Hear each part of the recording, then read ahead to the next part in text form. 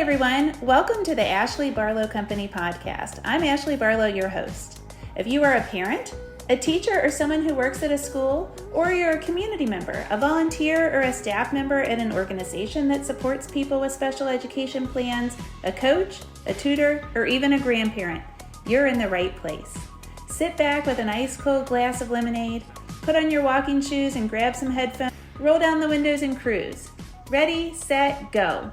Educate, collaborate. Hi, I'm Ashley Barlow, and I am going to talk to you today about building a collaborative IEP team by focusing on the team. We only have a few minutes together. This is actually a talk that I give in 60 minutes. So we're going to fly through this pretty quickly because I want to make sure I get all of the content to you. I'm going to skip introductions. If you're interested in reading this slide, you can find it over in your materials. We've got more important stuff to do. Hopefully you already know me. If not, go back and look at the welcome video. So we're going to talk today, as I said in the title, about really working on building a collaborative IEP team. Why do I feel so passionately about collaboration? Because I think that is the key to the IEP team functioning the way that it was intended to function. And you're going to hear here in a second about how there's lots and lots of research on how these teams were supposed to function. So the word parent is in IDEA, the Individuals with Disabilities Education Act, the federal law that governs special education largely, over 400 times. The word parent is in the federal law over 400 times. Now, here's the big kicker. Congress did a ton of research before it instituted IDEA, and it has continued to as it reauthorizes and whatever. And this research, one of the things that it proved was that it is super valuable to have parents be included in those IEP teams. Now, one of the things that happens in IEP teams is parents don't feel empowered, and then the team doesn't function the way it was supposed to function. So the law is based on this research. The research said we have to involve the parents, and if the parents aren't involved, if the parents just sit there and nod and say, yes, this is going to go great, then the law is not working according to the intent of the law. What can we do about this? We parents have to understand that we are the general contractors of what happens at home and in the community. We are in charge of what happens at home and in the community.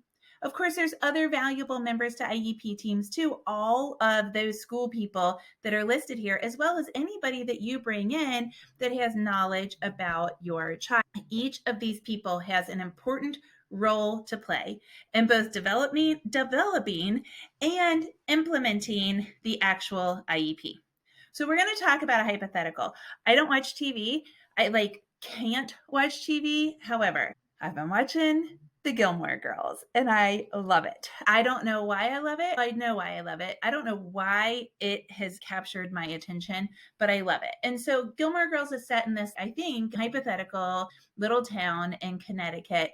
And it's like The Office, I think, where there's like an annoying townsperson that wants to have all of these different rules and regulations. And there's a guy that has 1,000 jobs that's really quirky. And there's a diner guy that wears flannel shirts and he's big and you couldn't help but love him. So this is the stereotypical little town. Okay, so you live in Stars Hollow, Connecticut, and you are in charge of addressing the tick population. There was actually just an episode that I just watched about tick days or something where they wanted to address the tick population. Too many ticks, people are getting sick, right? So you have a team that's going to address this with you. And the team includes somebody in charge of data, somebody in charge of pest elimination, somebody in charge of finance, a science person that's going to look at the environment, Lyme disease, all of that stuff, and then the tick-free dance person, somebody in charge of that. So we've got lots of different dynamics going on, but pest elimination Eric wants to spray pesticide, but Science Susie is worried about the impact of the pesticide on the town's 100-year catalpa trees. This is the oddities that happen in this show. Dancing Darcy wants to hang glowing ticks from paper mache deer at the dance, but elimination Eric worries that the glue will attract the ticks. And you, as the chair, suggest a banner to advertise all of your efforts. But Finance Fred says you can only afford a sign on the town's marquee. The problem is nobody says a word about this. Rather, your team, you're in charge, you get together one time and you have an oddly contentious meeting. Like it's just super uncomfortable. Nobody really talks, but it's like oddly contentious. Have you ever been at an oddly contentious meeting? I think you're starting to see the parallels probably. And at this meeting, you discuss goals for addressing the tick population and celebrating your success. At the meeting, you even set goals with data points. We've got 10 million deer ticks today, and we want to have 8 million deer ticks in 1 year from today. But without talking during the year, everyone does their thing. Pest elimination does their thing. Finance does his thing. Dance does their thing. And then Pest Elimination Eric sends data 3 times. So we get quarterly data. Of course, the deer-free dance or the tick-free dance is a total flop because Jess shows up. Jess is the annoying guy. I think he's like Luke on 90210 if you're in my generation. Anyway, it's a total flop. Why is it a flop? Of course, you now see the similarities between what happened in our hypothetical Stars Hollow deer tick situation with the IEP team. I tell people all the time that I read meeting minutes or conference summaries or the summary of what happened at a meeting, and it says the parent rights were offered and the parents didn't want their parent rights, and we reviewed the IEP, and parent concerns where they want to work on potty training or they're concerned about behaviors or they want them to have somebody to sit with at lunch. And maybe parents have 2 things, but they're like super isolated, kind of tangential things that don't really have anything to do with special education necessarily. And the meeting was adjourned. And that's it. And then somebody throws data at the parents 3 times, and there's no discussion around the data, and there's no discussion about how the instruction is going to change with the data. And then in a year, we get back together and we do it all over again. Is your IEP team working as a team? Or are you planning the dance? Everybody does their own thing. Nobody listens to how anything's going. And then you aren't getting progress, or you aren't getting, it's not happening. Whatever it is, you just sense that it's not happening. So one of my favorite books, I forgot to get it as a prop, but it's very close to me here in my home office. It's always right here. It's called The 5 Dysfunctions of a Team. The author is Patrick Lencioni. What I love about this book is that it's simple. My hands are pretty small, but it's not a very big book. And what he does is he goes through 5 problems that happen on teams. We now know that you, a parent, are a part of a team. And if you aren't the parent and you are a related service professional, or you are a teacher or an administrator or a counselor, you also, as leaders in your school community and as the people that have the most perceived power on the IEP team, you can learn a lot from this too, because you can set up your teams in order to solicit this kind of feedback, this kind of teamwork. So we're going to talk here in a second about those 5 dysfunctions. We're going to talk about how they parallel over to special education. And then at the end, I'm going to tell you what the solutions are. You're going to feel a little uncomfortable, and that is intentional. So dysfunction number 1. An absence of trust. This comes from an invulnerability, an absence of trust. Raise your hand right now. You're at your house. You're by yourself. You're probably folding laundry, and your kids are probably like, why is she raising her hand? But we're all going to raise our hands. Who has felt a lack of trust on their IEP team?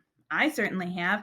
And I think probably 100% of my clients have felt a lack of trust with somebody or something, some proposal at the IEP table or during the year in the special education setting. This lack of trust comes from an invulnerability. How vulnerable are you willing to be at the IEP table? So the lack of trust comes from a lack of commitment, and any quote is from my favorite book. comes from a lack of commitment and a failure to buy in to decisions and an unwillingness to be vulnerable with the group. When you are unwilling to be vulnerable with the group, it leads to a fear of conflict. Because if you don't have any trust, if you don't feel comfortable talking, if you don't feel like you can engage in constructive conflict, which would yield effective change, the discussion doesn't happen. So what happens is people resort to veiled discussion and guarded comments. How many times have you been at an IEP team meeting or just been talking to somebody at school? I also have my tea because I've got this little tickle in my throat. Excuse me. I'll try to be a quiet drinker. So how often have you sat at an IEP team and heard people say, let me think about how I want to say this, or stumble over their words? Maybe you can tell that the general education teacher thinks that the special education teacher could give them better modifications. And so you say, are there modifications given in science class? And they're like, yes. And you're like, yes, but we don't say yes, but because we don't want to be vulnerable. We don't want to commit. We're afraid of the conflict because we can sense that there's an issue between gen ed and special ed, or there's an issue between OT and administration. And we're like, everybody needs their jobs. They're doing this for me. They're kind of doing me a favor. And so we don't say anything. Or maybe you're an educator and there's something that you don't want to say to a parent. Like you don't want to ask, do you notice motor tics? Or have you ever asked about autism? Or I don't agree with what your private therapist is saying. We can't be vulnerable for some reason. If we were vulnerable, none of these issues would arise, because in this book, you'll see how things build upon one another. So we have this lack of vulnerability, which comes into a fear of conflict because we're like, I'm afraid I'm going to do something wrong. I don't want to put myself out there. And so we have a fear of conflict. This yields artificial harmony. How many times have you been in an IEP team and just known that people are like, but they've got more to say? And you've probably heard me say, look at the person that looks like they maybe don't agree and say, your body language is saying maybe you don't agree. Or how do you feel about that, Susan? That artificial harmony can really get in the way of the team's progress. So let's talk about this fear of conflict, which remember is rooted in a lack of vulnerability. If we don't trust one another, we aren't going to engage in open, constructive, ideological conflict. Open, constructive, ideological conflict. Don't turn it off, Susan. Don't turn it off. We have to get comfortable with constructive ideological. You can do it. This is going to work towards bettering your team, which is going to improve outcomes for your child. If we don't do it, we're going to continue to preserve this sense of artificial harmony. So let's talk a little bit more about constructive ideological conflict. I used to say conflict yields, what did I say? Conflict yields effective change. Holy cow, it's out of my brain. Conflict yields effective change. I do not mean adversarial natures. I don't mean name calling. I don't mean shouting. I don't mean raising my voice. Yesterday, I faced conflict head on. I rolled up my sleeves and I faced conflict. And you know how I did it? I asked a bunch of questions with no tone other than, okay, so what does specially designed instruction look like in reading? What does specially designed instruction look like in math? Okay, so what you just described sounds to me like a bunch of modifications to the gen ed curriculum and then some accommodations. But are you using a particular curriculum? And she looked at me with artificial harmony. And I was like, no, really, if you're going to pull a worksheet, where do you pull it from? And where's your scope and sequence? And I just started asking questions. Like, no, really, seriously, it's cool. It's chill. I had an open mind, an open body. I work very deliberately because I am an intense type A person. So I lean back. I make sure that my arms are out. I'm in this little circle, but I don't cross my arms. I have an open posture. And I just started asking questions. Great advocacy strategy. Am I addressing conflict? Yeah, because I'm like, you're not teaching them. But I did it in a very non-adversarial way. Tension makes for constructive conflict? Was there tension when I was asking these questions? Absolutely. But was the conflict constructive? Yes, because we got to the answer and eventually we worked out a problem. So here's what Lencioni says about that. I would trade that kind of false harmony any day for a team's willingness to argue effectively about an issue and then walk away with no collateral damage. Okay, great. Sometimes we have to just agree to disagree, and that's okay too. But we've got to go in and discuss it. And he uses argue. I don't necessarily even think we have to argue. Sometimes I do narrow in a little bit. Like yesterday, I did say to a director of special education in a very big district, this is why people don't do cognitive testing, because if A, then B, and if B, then C, and if C, then D, and if D, then you're in a self-contained classroom. And you can see how this happens. So I hit it hard. And then I was like, but you know what? I can see that you don't want to do this in this case. So let's get back on track in this case. And then we just do it. Sometimes you got to go in and you got to nail them and address the conflict. And then you can back out. And if you are on a school team, you can do this too. You can say to the parents, I understand that you don't want to do homework or that homework is really difficult or that you're really busy. But sometimes if you aren't going to read 20 minutes a day, you can't expect better outcomes in reading. What can we do? So you say it, you zero in, and then you can narrow back out and say, so what kind of changes can we think of here as a team, right? If we can't address that conflict, if we can't engage in productive ideological conflict during meetings, we're through. May as well not even talk. Listen, he says every great movie has conflict. We're drawn to working through conflict, to fighting for our truth respectfully and productively. And boy, that should open your eyes, because so many people are afraid of conflict, but they love action movies. They love a good Matt Damon movie. What this does when we do this is we get commitment, because people have to feel safe and in order to state their opinions and to feel heard. Once people feel heard, all they have to do is feel heard. Most of the time we can work on. So even if we agree to disagree, but somebody actually feels heard and they feel understood and they feel like they were able to hash it out, say their piece, then the team should be able to work forward. And there's all kinds of psychology behind that. So what happens if we don't get that commitment? If people don't feel safe and they don't feel heard, then we don't get commitment. And this is rooted in ambiguity. Ambiguity, like wishy-washiness. I don't really know. It's up in the air. I don't really know. Okay, so a lack of commitment comes from ambiguity. And really, it's like a failure to buy into decisions. All right, so what Lencioni says is there are two parts to commitment. Clarity, I understand. That's why we had to hash it out conflictually. I now understand. I have a clear set understanding of what the team is working on. And then you also need buy-in. And what he's saying is we have to have commitment in order to get buy-in. Consensus is an attempt to please everyone. If you don't have conflict, everybody's just kind of like, okay, yep, we can do it. Sure, we can do it. Consensus usually turns into displeasing everyone. If we don't have consensus, there's another alternative. I'm going to give you some examples here in a second.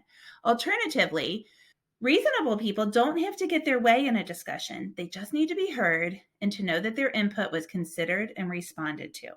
The idea is to disagree and commit. Then once the commitment is established, the team has to work to hold every person accountable. Okay, so often what happens is a parent comes in and wants something, or a school comes in and wants something. Let's say that it's either the parent or the school that says, we really think that the student can benefit from this particular reading. I want Orton Gillingham. And so the parent says, I want OG. I need OG instruction. And the parents are like, OG is based in, OG is really good for students with these strengths. Actually, I'm going to switch and I'm going to use Linda Mood Bell, because I made this mistake with Linda Mood Bell for myself. So I want Linda Mood Bell. I want lips.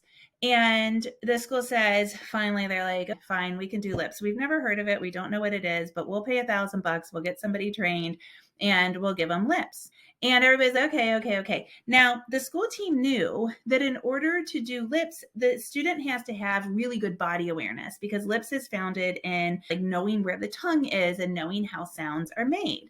And this student has a motor planning issue that is primary and secondarily affects the child's expressive level. If you've got a motor planning deficit, chances are you're having a hard time figuring out where your tongue is in your mouth. And so in order to put your tongue from d to is going to be hard for you, because you aren't going to tell that your tongue is here, up at the front of your palate, right behind your teeth. I'm not a speech therapist, as opposed to making a popping sound where your tongue is out of the way and your lips are going. And you also aren't able to understand, it might be more difficult for you to understand that D has voice behind it, whereas P does not have voice behind it. You might not have that body awareness. I personally didn't ask for it. I bought lips during the pandemic and I trained myself, and I realized there's no way that Jack is going to be able to do this because it involves like interviewing of where's that sound made, and Jack's kind of exploration of it on his own, and he needs something that's more teacher directed if we're going to do it that way.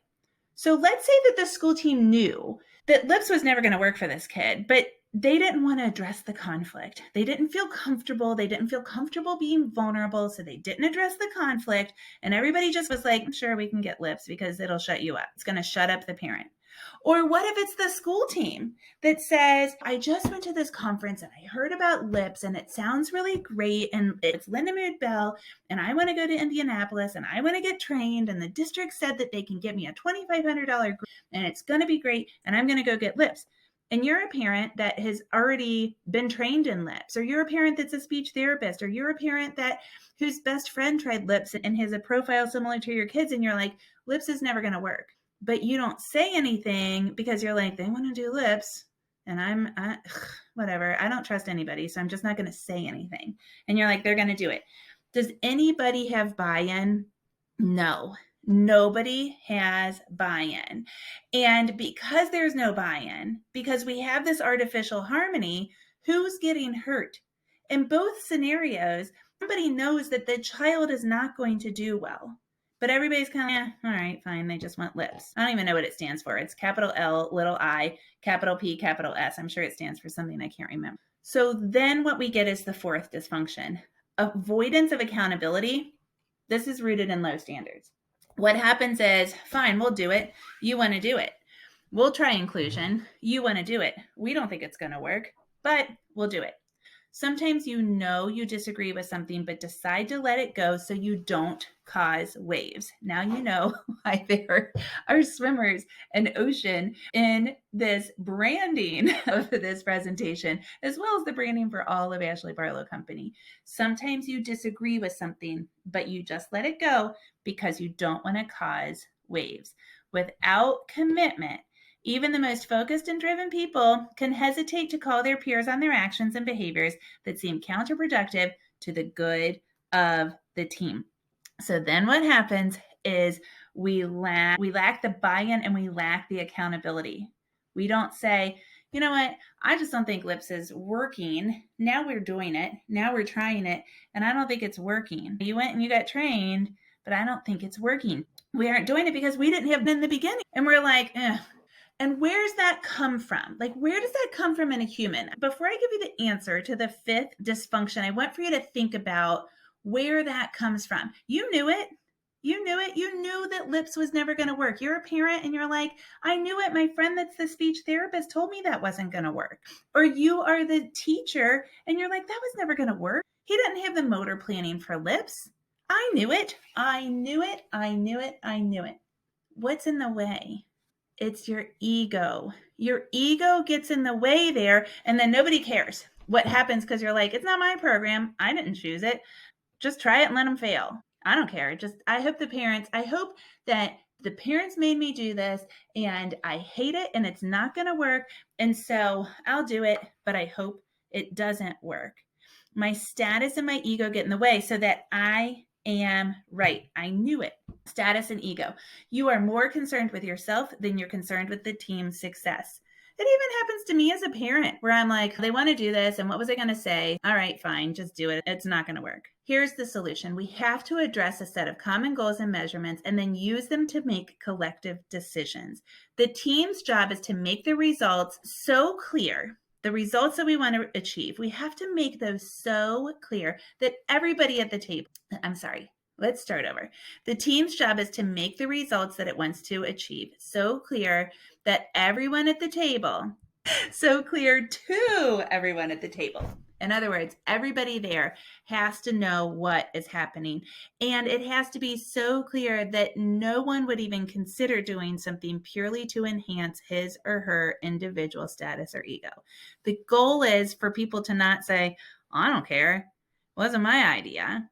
The key is to define the goals and the results in a way that is simple enough to grasp easily and specific enough to be actionable. And that is the key. So what do we do about it? If this is so clear, when I read this book again, after having practiced special education for, 10, 12, 15 years, whenever I read this book, I was like, oh, because I read this book early on in my legal career when I was first starting to study mediation, or maybe even in law school in my alternative dispute resolution class. I don't remember when I read it first, honestly. But whenever I read it, the first time I was like, oh, that's a really good book. The second time after sitting through so many IEP meetings, I was like, eureka, this is so applicable to special education. So what do we do about this at the IEP table? Communicate, communicate, communicate. If you don't have my communication binder, download it today. There are templates in there where literally you can just type in your kid's name, type in your kid's diagnoses, type in the medical updates, communicate, communicate, communicate. If you don't know about my Sunday email or my Friday email, depending on what part of the team you are on, you need to know. If you don't know about my back to school email and my start of summer emails, you need to know this information. Communicate, communicate. Know who's on the team. Define everyone's specific roles and be clear about everyone's task, but encourage cross-checking. So I'm the finance guy. I'm the pest guy. I'm the science guy. I'm the OT. But guess what? The OT isn't only in charge of fine motor. OTs literally study brain development and motor planning and every piece of how the brain makes the body move through everyday life. That is what OTs do. Does that involve almost every aspect of school, home, and community life? Yep, it sure does. So the OT should be like the general contractor of all of these people if they're on your. Know who's on the team, know what you're primarily supposed to do. And if you're planning a big event and the finance guy hasn't weighed in on the budget, for heaven's sake, solicit his input. If you are planning something for somebody that has very significant behaviors and the behaviorist hasn't said anything in the meeting, for heaven's sakes, ask the behaviorist for input. But don't just ask the behaviorist for input, cross-check. Do you see that in gen ed? Do you see that in special ed? How does it look different in the two different settings? And principal, you're in the cafeteria during lunchtime. How does it look in the cafeteria? We're cross-checking. If flight attendants can do it, we can do it too. I don't know what it means when they cross-check, but they always say that at the end of the flight. Get informed about special education practice and negotiation strategy. You must know those three things in order to advocate successfully in special education. You have to know the laws, the framework of the laws. My lab is a great place to do that. You have to know negotiation strategy, how to get what you want. And you have to know exactly what happens in the classroom. You've got to be familiar with the different curricula. You've got to understand the 5 components to reading according to the science of reading. You've got to understand baseline basic information about educating children and special education.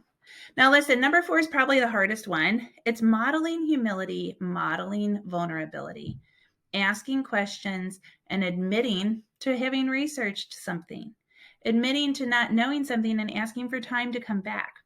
Asking questions, saying, I don't know. Showing that you can be vulnerable. Who cares if you cry? Who cares if you get upset? Who cares if you are having a hard time coping with something? Who cares if you're really stressed out? Who cares if you are just really hung up on something? Model humility. It's the secret. Remember, that was the first component. We've got to have that vulnerability and humility. Encourage the team to ask questions and solicit input from all team members. I've said it above, but it deserves its own byline. Here is number 5. Number 6, speak up proactively and reactively. This is sneaking in another communication strategy. So make sure that you're talking proactively about your child, sending updates about your child, sending an All About Me book, sending a back to school email. If you're a teacher, make sure that you're saying, I might see this happening, or I've heard about this happening in the past, or these are things that we might want to look out for. And then also speak up reactively when something happens. Make sure that you are talking consistently with your team. Lean into the conflict, aiming for that ideological and effective change. To be a part of the change, commit fully and humbly. Don't let your ego get in the way. Once you've been heard, commit to it. Have that buy-in. Allow yourself, humble yourself to saying, okay, fine, we're going to try it because I'm part of this team and my kid is at the middle. My student is at the middle of all of this. Confirm clarity amongst all members to ensure that you get it bought in. Make sure that everybody really does understand what's happening and that everybody does feel heard. And then finally, did I say communicate? Communicate early and often. Okay, what else do we have here at Ashley Barlow Company? I just want to go through an overview with you before we close out for the day. We have the Special Education and Advocacy podcast with Ashley Barlow. You can listen to it anywhere. I drop episodes weekly, and if you are a VIP club member, you get the episodes a week early. I have 2 online training courses. The lab is intended for mainly for parents and for school support staff. So the lab provides a kind of nuts and bolts IEPs 101 course that really focuses on the framework of the law. We start at evaluations and eligibility, and we actually go all the way through due process so that you really understand the legal processes. Lots of advocacy tips along the way. I have the ABC course, which is intended for advocates to really either start or grow their advocacy business. A stands for advocacy, B stands for business, and C stands for concepts and special education. Every single module has a lesson of each of those. One advocacy strategy, one on business, and one on a concept of special ed. Then I have ABC Consulting. If you would like for me to do a file review and to meet with you for 1 hour about your specific child's IEP, please feel free to contact me. There's a link on the website for the ABC Consulting. I can't take every case that comes in, but I usually get through between 12 and 24 of those. That's been my kind of annual average. I haven't even been doing it a year, but I can do 1 or 2. I am rolling out today the ABC Club. This is my monthly membership. The membership involves early access to the podcast, digital downloads, a monthly live, and lots of additional resources like guides and templates and videos and more information. I own a company called Barlow Media Company. If you are interested in starting a digital course or a podcast, or you would like to publish any kind of media in the special education realm, contact me to see if we can partner together. Then, of course, on the website, we have all kinds of free and paid downloads and resources like my inclusion workshop and my behavior workshop. You're here at the virtual conference, and if you're interested in having me come speak to your organization, I would love to talk to you. Shoot me an email or DM me on social media. As we say here at Ashley Barlow Company, ready, set, go, educate, advocate, and collaborate. And thank you so much for joining us.